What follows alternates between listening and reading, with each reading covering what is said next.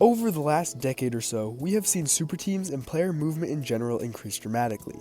More teams with 3 to 4 stars, more money being spent, and more stars being traded than ever before. Now, assuming they aren't your favorite team, many would agree that having super teams would ruin the NBA. I mean, these teams are super.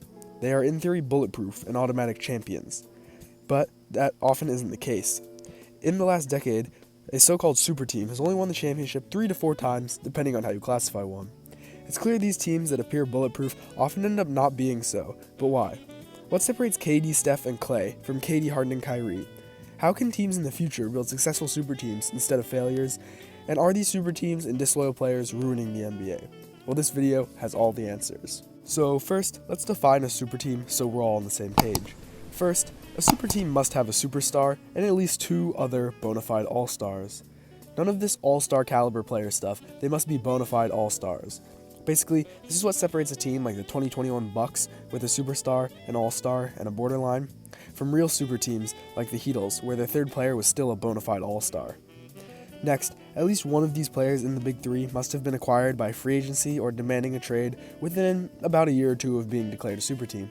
This might sound nitpicky, but this is what separates the 2015-2016 Warriors team from the pack. I mean, those teams were insane and had a bunch of all-stars, but they didn't give off super team vibes. They were just a franchise that drafted unbelievably well.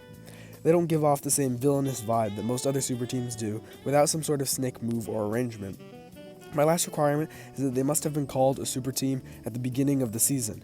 For example, you can't call the 2019 Raptors a super team because they have Kawhi, Lowry, and Siakam. Siakam broke out in 2019, and very few people could have predicted he was going to have the season that he had. This also means a team like the 2022 Lakers isn't suddenly not a super team, because it turns out Russell Westbrook is very far from being an all-star. He was still up there before the season, so they are a super team. So yeah, those are my main 3 things to determine a super team. So first, let's start with some of the better super teams we've seen. First, we have the 2012 and 13 Heat.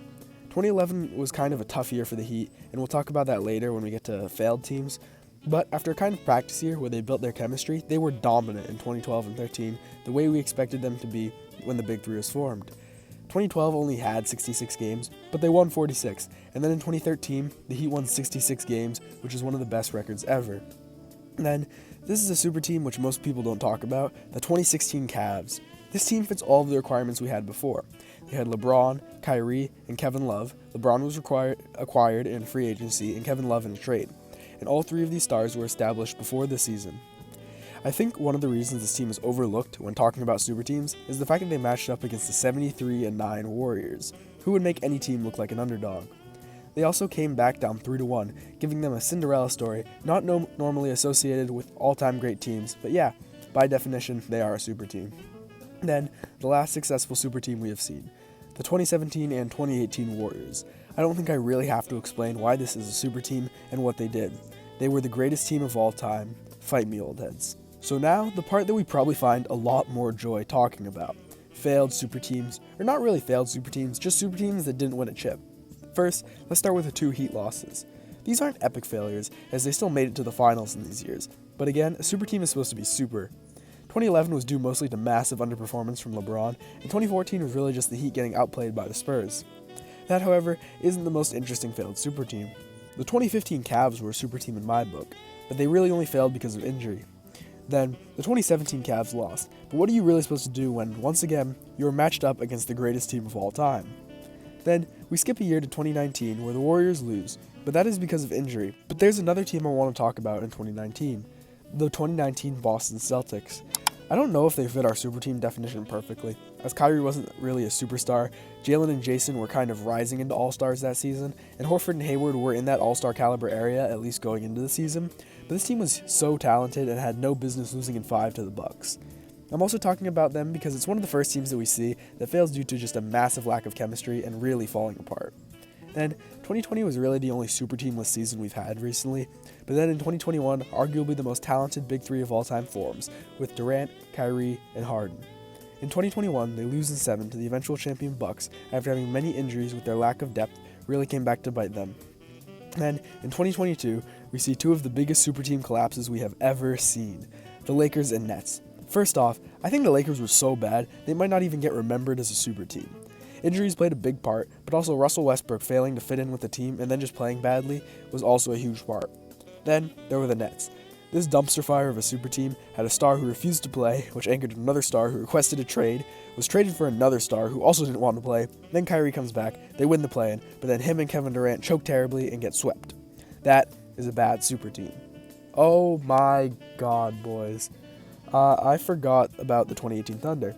Well, off script here, this was another team that had major chemistry issues. Melo was pretty selfish and couldn't recognize that he was declining. Russ struggled to find a balance between the stats and winning, and, playoff P. So let's identify some of the differences between successful and unsuccessful super teams. Well, if we look at the Heat and Warriors, they had stars, but their stars got along, they had a supporting cast, and their stars were, for the most part, healthy. When we look at the Nets, Lakers, and 2019 Warriors even, we see chemistry issues, lack of depth due to lack of money, and injuries. Now, anyone can see these differences, but the question is, how do you make sure that you end up on the better side? Well, there's one thing I've noticed that can really help solve these problems. It is that when building a super team, it is better to add to a built foundation opposed to building from the ground up. Basically, you'll probably want to have a team with a star or two that are loyal and a supporting cast, then make one last trade or two to really elevate your team. This fixes the problem of chemistry by only introducing a piece or two into a solid core. This also fixes depth and money problems because with the ways the salary cap and trade exceptions work, it is way easier to build role players and then stars opposed to filling up the salary cap with large contracts than trying to build. Lastly, more depth leads to less injuries as your stars don't have to play 40 minutes a game, and if they get injured, at least you do have competent backups. For the Heat, they already had Wade, who was loyal to Miami, so even when LeBron didn't like the coach that the front office chose, he didn't throw a total fit, probably because he trusted Wade, who trusted the team.